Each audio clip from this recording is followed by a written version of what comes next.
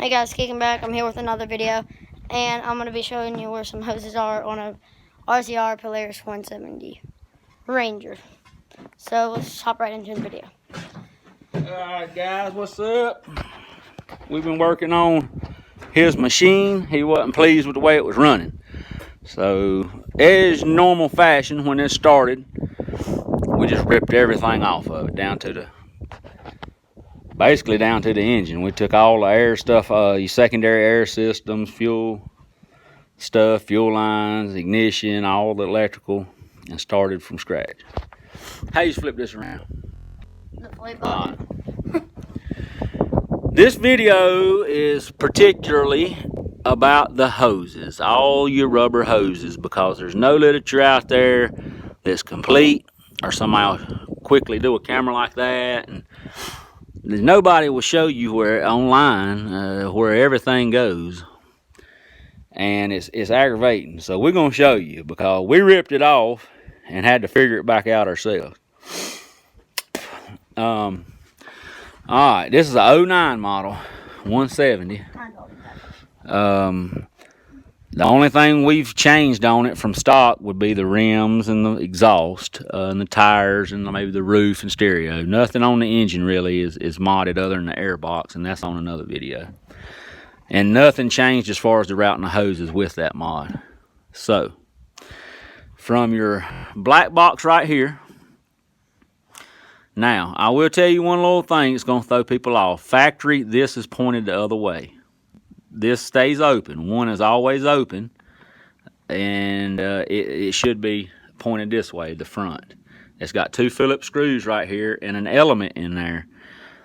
That is a washable element, like Dawn dish detergent in your sink. It's got a wire mesh and it's washable. It's not paper. It's it's fiber and wire. Clean that. But so your back hose here comes down and goes into the bottom of this contraption. Excuse me for lack of proper pronunciation, because I wouldn't have put none of this on it had I designed it. Anyhow, from there on, this thing has 3 outlets. On the other side, the little one on the top comes down and goes into the nipple right here on your where the carb exhaust flange bolts up to the top of the head. Alright, the bottom one here drops straight down. Some of these are preformed hoses too, so this one is, when you see bends in them, that's the right hose, you know what I'm saying? That comes straight down and goes to the bottom right here. Not the one, not the one on the top. It goes to the bottom. Alright, while we're right here, this is the petcock, which normally bolts right here, but we've been tuning on some stuff. We've got it pulled out, zip tied up. But that's your fuel pump. So the bottom one that goes to the top one on your petcock. Alright.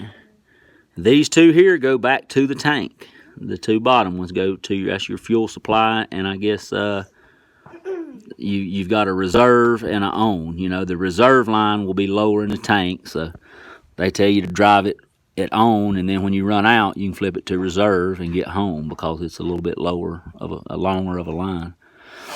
On to the fuel pump. So that's where that one goes, to the petcock.